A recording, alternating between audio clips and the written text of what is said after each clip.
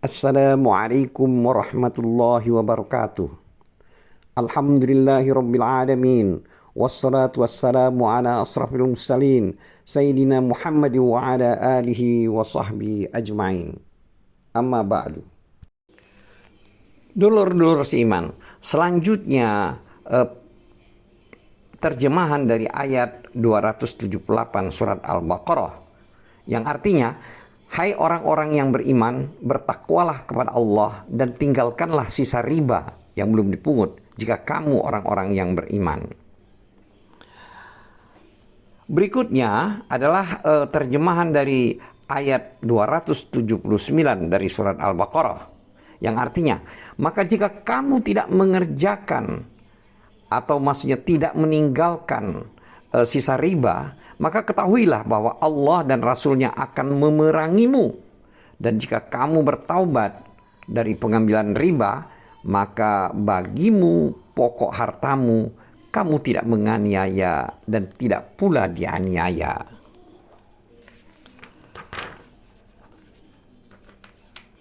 Dulur-dulur seiman, adapun terjemahan dari ayat 281 surat Al-Baqarah yang artinya, dan jika orang yang berutang itu dalam kesukaran, maka berilah tangguh sampai dia berkelapangan, dan menyekahkan sebagian atau semua hutang itu lebih baik bagimu jika kamu mengetahui. Surat Al-Baqarah ayat 280. Selanjutnya ayat 281 artinya, dan peliharalah dirimu dari azab yang terjadi pada hari yang pada waktu itu kamu semua dikembalikan kepada Allah. Lalu kemudian masing-masing diri diberi balasan yang sempurna terhadap apa yang telah dikerjakannya, sedang mereka sedikit pun tidak dianiaya atau dirugikan. Dulur-dulur seiman, dari ayat yang telah kita bacakan tadi di atas, yaitu mulai dari ayat 278, lalu 279, 280, dan terakhir adalah 281 dari surat Al-Baqarah. Di sini Allah Subhanahu wa taala berfirman, seraya memerintahkan hamba-hambanya yang beriman untuk bertakwa kepadanya, sekaligus melarang mereka mengerjakan hal-hal yang dapat mendekatkan kepada kemurkaan Allah dan menjauhkan diri dari keriduannya. Di mana Allah Subhanahu wa taala berfirman yang artinya, hai orang-orang yang beriman, bertakwalah kepada Allah. Maksud dari kalimat ayat tersebut di atas artinya, takutlah kalian kepada Allah dan berhati-hatilah, karena Dia Subhanahu wa taala itu senantiasa mengawasi segala sesuatu yang kalian perbuat. Adapun terjemahan dari kalimat dari ayat yang artinya, dan tinggalkanlah sisa riba yang belum dipungut, itu maksudnya adalah tinggalkanlah harta kalian yang merupakan kelebihan dari pokok yang harus dibayarkan orang lain setelah datangnya peringatan ini. Dan selanjutnya untuk terjemahan dari ayat berikutnya, yaitu jika kalian orang-orang beriman, itu maksudnya artinya adalah beriman kepada syariat Allah Azza wa Jalla yang telah menetapkan kepada kalian berupa penghalalan jual beli dan pengharaman riba dan lain sebagainya. Zaid bin Aslam, Ibnu Jurayj, Muqatil bin Hayyan, dan As-Sudi menyebutkan bahwa redaksi dari ayat ini diturunkan berkaitan dengan Bani Amr bin Umar dari suku Sakif dan Bani Mughirah dari Bani Maksum. Di antara mereka telah terjadi praktek riba pada masa jahiliyah. Setelah Islam datang dan mereka memeluknya, suku Sakif meminta untuk mengambil harta riba itu dari mereka. Lalu mereka pun bermusyawarah, dan Bani Mughirah lantas berkata, kami tidak akan melakukan riba dalam Islam dan menggantikannya dengan usaha yang disyariatkan. Lalu Utab bin Usaid, pemimpin Mekah, menulis surat membahas mengenai hal itu dan mengirimkannya kepada Rasulullah SAW. Maka turunlah ayat tersebut. Lalu Nabi membalas surat Utab dengan surat yang berisi yang artinya, hai orang-orang yang beriman, bertakwalah kepada Allah dan tinggalkanlah sisa riba yang belum dipungut. Jika kamu orang-orang yang beriman, maka jika kamu tidak mengerjakan atau tidak meninggalkan sisa riba, maka ketahuilah bahwa Allah dan Rasul-Nya akan memerangimu. Lalu mereka pun mengatakan, kami bertaubat kepada Allah dan kami meninggalkan sisa riba yang belum kami pungut. Dan mereka semuanya akhirnya meninggalkannya. Ayat tersebut di atas merupakan peringatan keras dan ancaman yang tegas bagi orang-orang yang masih tetap mempraktekkan riba, serta adanya peringatan dari Allah tersebut. Ibnu Juraid menceritakan, Ibnu Abbas radhiyallahu anhu mengatakan bahwasanya ayat yang artinya, maka jika kalian tidak mengerjakan atau meninggalkan riba, maka ketahuilah bahwa Allah dan Rasul-Nya akan memerangi kalian. Di sini maksud daripada kalimat dari ayat tersebut di atas adalah, yakinilah bahwa Allah dan Rasul-Nya akan memerangi kalian jika kalian tidak meninggalkan riba. Sedangkan menurut Ali bin Abi Thalhah dan Ibnu Abbas mengenai firman Allah yang artinya, jika kalian tidak mengerjakan atau meninggalkan sisa riba, maka ketahuilah bahwa Allah dan Rasul-Nya akan memerangi kalian. Maksud daripada ayat tersebut menurut Ali bin Abi Thalhah dan dari Ibnu Abbas ialah, barang siapa yang masih tetap melakukan praktek riba dan tidak melepaskan diri darinya, maka wajib atas imam kaum muslimin untuk memintanya bertaubat. Jika dia mau melepaskan diri darinya, maka keselamatan baginya. Namun jika menolak, maka dia harus dipenggal lehernya.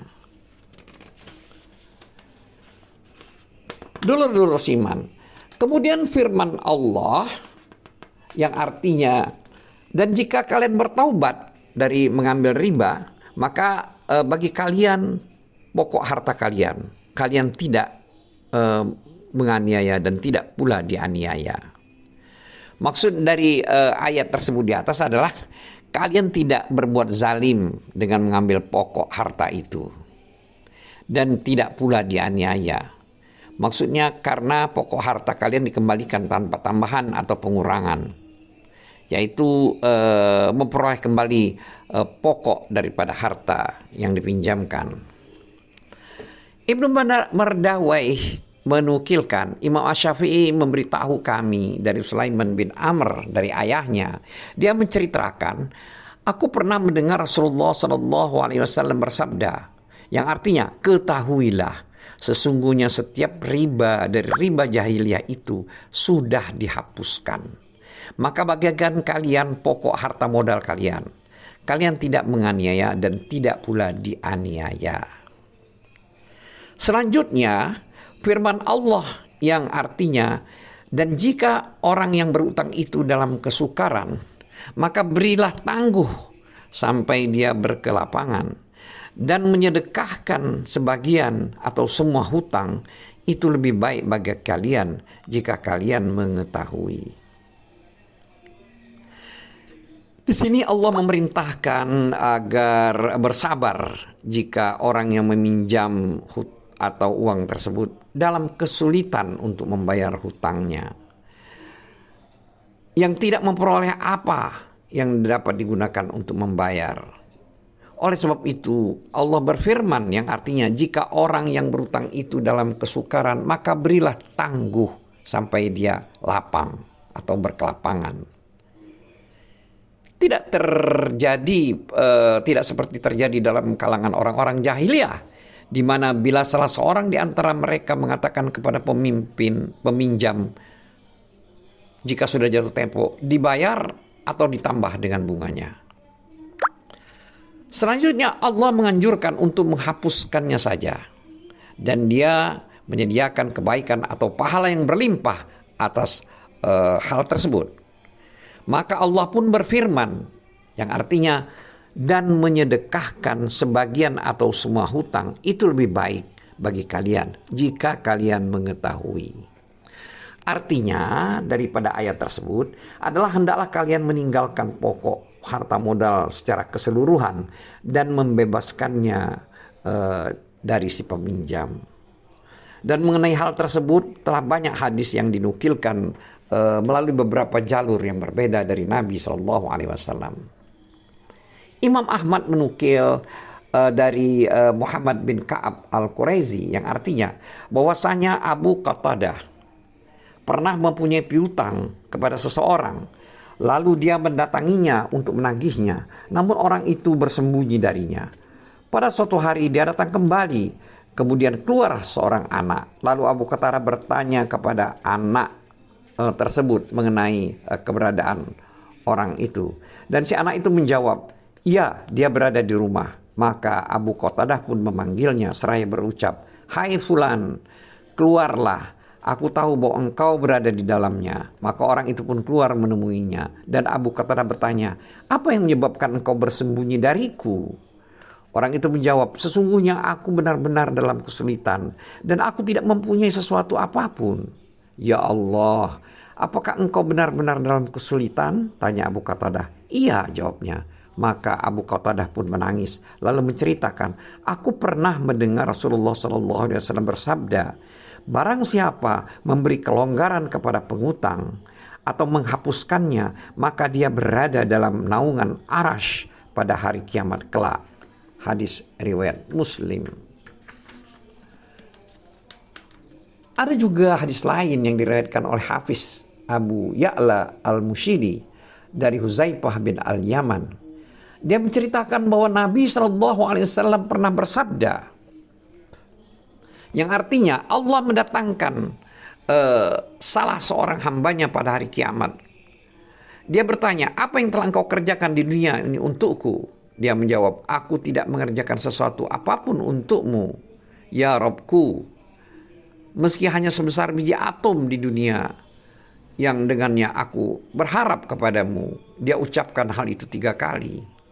Dan pada kalimat terakhirnya hamba itu berucap, "Ya Robku, sesungguhnya engkau telah memberikan kepadaku kelebihan harta. Dan aku adalah orang yang berdagang dengan orang-orang. Di antara tabiatku adalah mempermudah urusan. Maka aku berikan kemudahan kepada orang-orang yang mampu dan memberi tangguh kepada orang-orang yang dalam kesulitan." Setelah itu Allah Subhanahu wa ta'ala pun berfirman, "Aku lebih berhak memberikan kemudahan itu. Masuklah ke dalam surga." Hadis tersebut juga diriwayatkan oleh Al-Bukhari, Muslim, dan Ibnu Majah. Selanjutnya Allah Azza wa Jalla menasihati dan sekaligus Dia mengingatkan kepada hamba-hambanya akan kefanaan dunia dan musnahnya semua harta kekayaan dan segala yang ada di muka bumi. Dan kemudian datang alam akhirat dan semua makhluk kembali kepadanya. Di sana Allah akan menghisap semua yang telah pernah mereka lakukan, serta memberikan pahala sesuai dengan perbuatan mereka, yakni yang baik maupun yang buruk. Dan Allah mengingatkan mereka akan siksaannya dengan berfirman yang artinya, "Dan peliharalah dirimu dari azab yang terjadi pada hari yang pada waktu itu kamu semua dikembalikan kepada Allah. Lalu masing-masing diri diberi balasan yang sempurna terhadap apa yang telah dikerjakannya, sedangkan mereka sedikit pun tidak dianiaya atau dirugikan." Ada yang meriwayatkan terkait dalam kalam Allah di atas, bahwa atas dasar pengetahuan mereka, ayat ini merupakan ayat Al-Quran yang terakhir diturunkan. Ibnu Lahiyah meriwayatkan dari Atha bin Dinar dari Sa'id bin Jubair bahwasanya dia mengatakan bahwasanya ayat Al-Quran yang terakhir diturunkan untuk Nabi kita Muhammad SAW adalah ayat berikut ini, yaitu wattaqu yauma turja'una fihi illallah summa tawaffa kullu nafsim ma kasabat wa hum la yuzlamun. Yang artinya, dan peliharalah dirimu dari azab yang terjadi pada hari yang pada waktu itu kamu semua dikembalikan kepada Allah. Lalu masing-masing diri diberi balasan yang sempurna terhadap apa yang telah dikerjakannya, sedang mereka sedikit pun tidak dianiaya atau dirugikan. Dulur-dulur seiman, lalu Rasulullah SAW masih sempat hidup selama 9 hari setelah turunnya ayat tersebut di atas. Kemudian beliau pun meninggal dunia, wafat, yaitu pada hari Senin tanggal 2 Rabiul Awal. Kemudian demikianlah keterangan penjelas yang sesuai dengan apa yang diriwayatkan oleh Imam Ibnu Abi Hatim. Dan juga diriwayatkan oleh Ibnu Mardawai dari Abdullah bin Abbas radhiyallahu anhu. Dia berkata, menjelaskan bahwasanya ayat yang terakhir yang diturunkan adalah firman Allah yang artinya wattaqu yauma turja'un dan seterusnya. Asar ini diriwayatkan pula oleh An-Nasa'i dan Abdullah bin Abbas. Demikian juga telah diriwayatkan oleh Ad-Daha Al-Aufi dari Ibnu Abbas. Jadi ayat yang terakhir menurut Ibnu Abbas adalah ayat yang barusan saja kita jelaskan di atas.